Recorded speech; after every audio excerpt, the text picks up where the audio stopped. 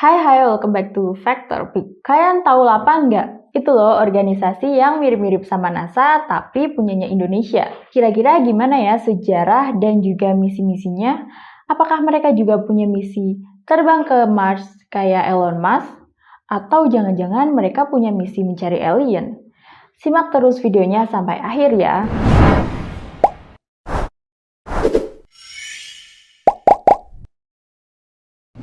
Tapi sebelum itu jangan lupa buat klik like-nya, lalu subscribe dan share video ini sebanyak-banyaknya. Oke, buat kalian yang belum tahu, jadi Lembaga Penerbangan dan juga Antariksa Nasional atau LAPAN adalah lembaga pemerintah non-Kementerian Indonesia yang melaksanakan tugas pemerintahan di bidang penelitian dan pengembangan kedirgantaraan dan pemanfaatannya. 4 bidang utama LAPAN yaitu penginderaan jauh, teknologi dirgantara, sains Antartika, dan juga kebijakan dirgantara. LAPAN saat ini bergabung dengan Badan Riset dan Inovasi Nasional atau BRIN. Awal mula pembentukan organisasi ini itu dimulai pada 31 Mei 1962 atas arahan Presiden pertama kita yaitu Insinyur Soekarno. Pada saat itu, Perdana Menteri Insinyur Haji Juanda selaku Ketua Dewan Penerbangan Republik Indonesia dan juga R.J. Salatun selaku Sekretaris Dewan Penerbangan Republik Indonesia membentuk Panitia Astronautika. Nah, untuk mendukung langkah tersebut, pada 22 September 1962 dibentuklah proyek roket ilmiah dan militer awal atau yang biasa disebut dengan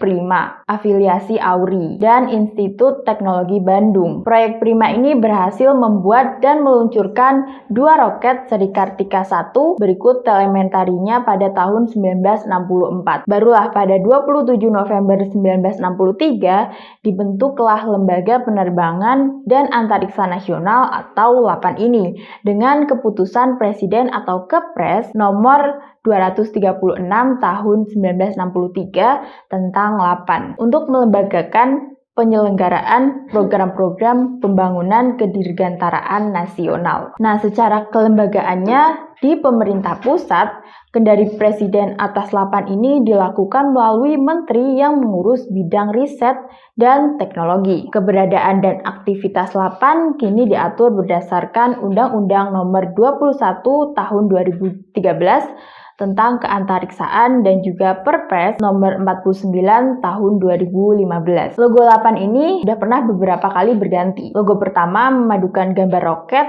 sayap, dan peta Indonesia dalam lingkaran bumi. Lalu pada tahun 2006, logonya diganti menjadi seperti ini. Sementara logo yang kita pakai hingga saat ini adalah hasil perubahan pada tahun 2015. Warna biru langit yang dominan pada logo menjadi ciri tradisional logo LAPAN. Sedangkan warna kuning api sendiri melambangkan gelora dan juga semangat yang membara seluruh elemen LAPAN untuk mewujudkan cita-cita penerbangan dan keantariksaan nasional yang luhur dan jaya di angkasa. Lalu apa saja sih fungsi dan juga tugas-tugas dari LAPAN ini? Well, sesuai namanya, lembaga ini tuh punya tugas-tugas pokok membantu presiden untuk melaksanakan penelitian dan pengembangan di bidang kedirgantaraan serta keantariksaan. Tapi sebenarnya tugas pokok dari lembaga ini adalah melaksanakan penelitian, pengembangan, dan juga pemanfaatan kedirgantaraan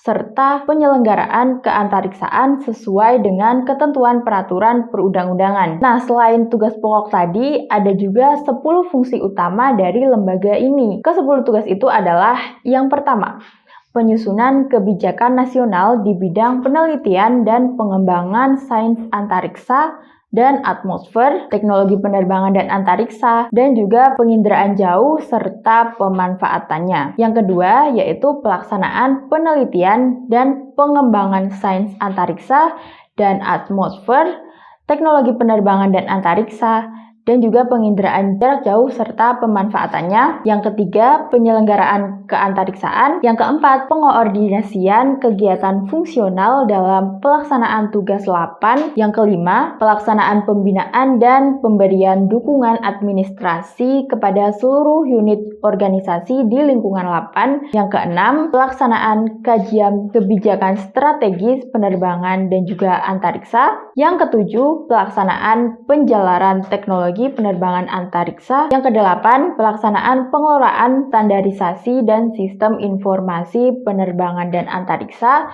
Yang kesembilan, yaitu pengawasan atas pelaksanaan tugas lapan. Dan yang terakhir, yang ke-10, yaitu penyampaian laporan, saran, dan pertimbangan di bidang penelitian dan pengembangan sains antariksa dan atmosfer, teknologi penerbangan dan antariksa, dan juga penginderaan jarak jauh serta pemanfaatannya. Nah, selama 8 ini berdiri, lembaga ini sudah menorehkan berbagai macam prestasi dalam beberapa proyek. Salah satu yang paling terkini adalah pada 27 November tahun 2022 lalu, LAPAN meluncurkan satelit nano pertama karya anak bangsa yang diberi nama Surya Satellite 1 atau SS-1 menuju International Space Station atau ISS atau Stasiun Antariksa Internasional menggunakan roket SpaceX Falcon 9 CRS-26 dari Florida, Amerika Serikat. Nah, dari ISS, satelit SS-1 kemudian dilepas menuju orbit rendah atau LEO dengan modul deployer JSSOD milik Japan Aerospace Exploration Agency atau JAXA pada Kamis 6 Januari 2023 lalu. SS-1 merupakan satelit nano atau CubeSat dengan dimensi 10 x 10 x 11,35 cm. Bobot beratnya saja cuma sekitar 1 hingga 1,3 kg.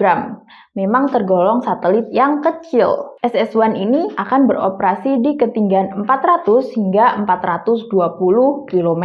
Satelit nano tersebut memiliki misi utama berupa Automatic Package Reporting System atau APRS untuk kebutuhan radio amatir dan juga dapat difungsikan untuk komunikasi dan deteksi kebencanaan. Tapi menurut aku, teknologi buatan Indonesia itu sebenarnya banyak kok yang sudah layak bersaing di kancah internasional. Tapi mungkin banyak dari mereka, para penemu dan juga pencipta sesuatu, itu kurang dapat support dari pemerintah. Jadi kesimpulannya, lembaga ini tuh belum memiliki misi ke Mars seperti Elon Musk dan juga tidak punya misi mencari alien. Itu untuk sekarang. Nggak tahu buat besok.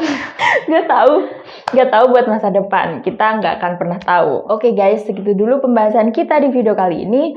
Buat kalian yang punya ide-ide baru buat kita bahas, boleh banget nih buat komen di bawah atau kalian bisa langsung kirim request kalian ke vectorpicofficial@gmail.com. Jangan lupa buat follow sosial media kita ini and thank you for watching. See ya.